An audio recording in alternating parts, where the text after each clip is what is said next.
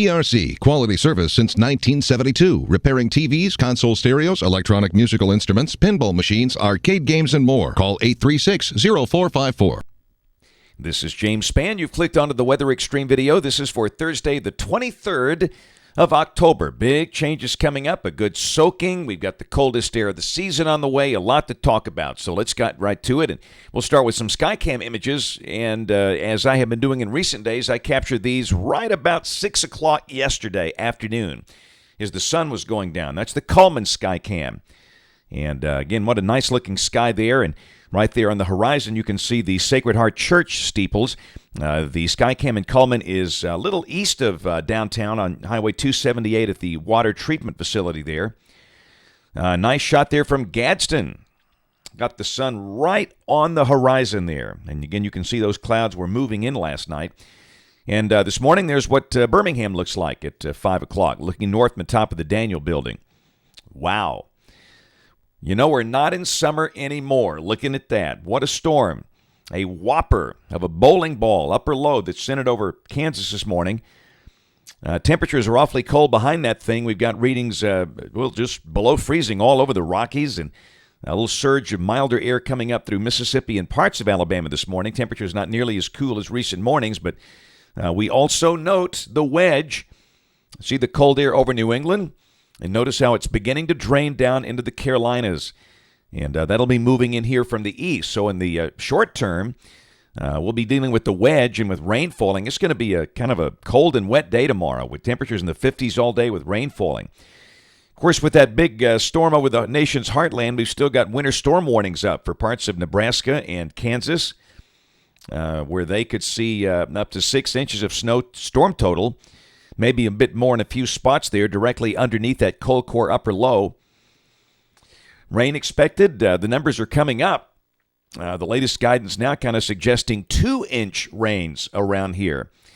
We'll stick with 1 inch tonight and tomorrow, but it certainly looks like with the models being a little more aggressive, we could see some numbers over 1 inch, but I think it's safe to guarantee 1 inch and say some folks might see 2 on the high end.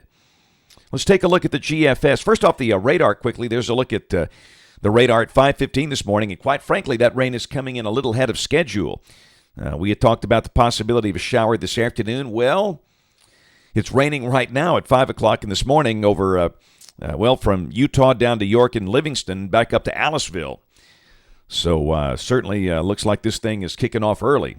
Now the GFS, midday today, 1 o'clock at 500 millibars. Well, there's the big upper low, you can't miss that. And down below that, the GFS shows nicely the rain off to the west and the wedge moving in from the east.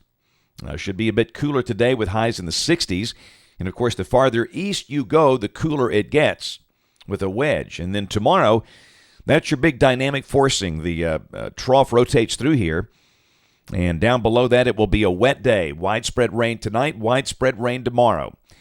I don't think we'll see much thunder because of that cool boundary layer. We're talking surface temperatures only in the 50s all day with a steady soaking rain falling. Be a good day to stay inside and sleep if that works for anybody.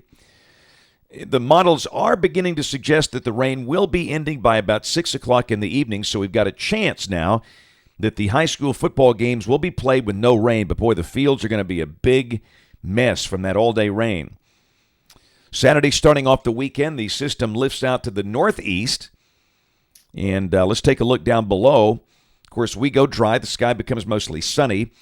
The lower thickness values are fairly far to the north. You know, we talked about the possibility maybe of some snow flurries or snowflakes around the Great Smokies. That has diminished because the colder pocket aloft is up north. That also bodes well for the Alabama-Tennessee football game in Knoxville. The chance of rain during that game really decreasing now. Looks like that will be dry. Of course, the east is awfully messy there. And then Sunday, we'll have a beautiful day. High close to 70, but boy, look at the cold air coming down the pike. Oh boy, that's the coldest air so far this season. And Monday, the gates to the Yukon will be open. Big trough over the east, and down below that, cold air advection. Big time kicks in.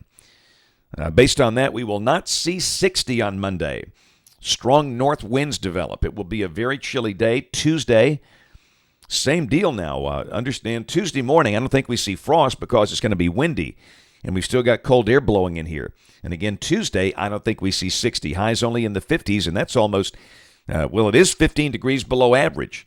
I do think we go in the 30s Tuesday morning, but that will not be the coldest morning. The coldest morning will be Wednesday. Note at the high right over us, so Wednesday looks like widespread frost and a freeze for the colder valleys with lows down there between 30 and 35.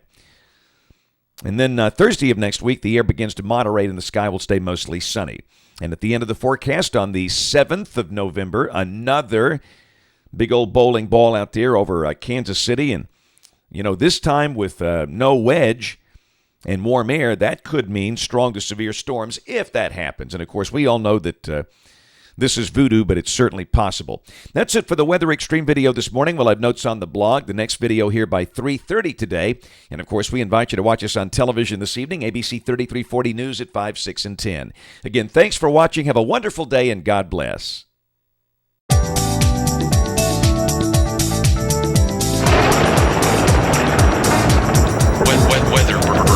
Weather.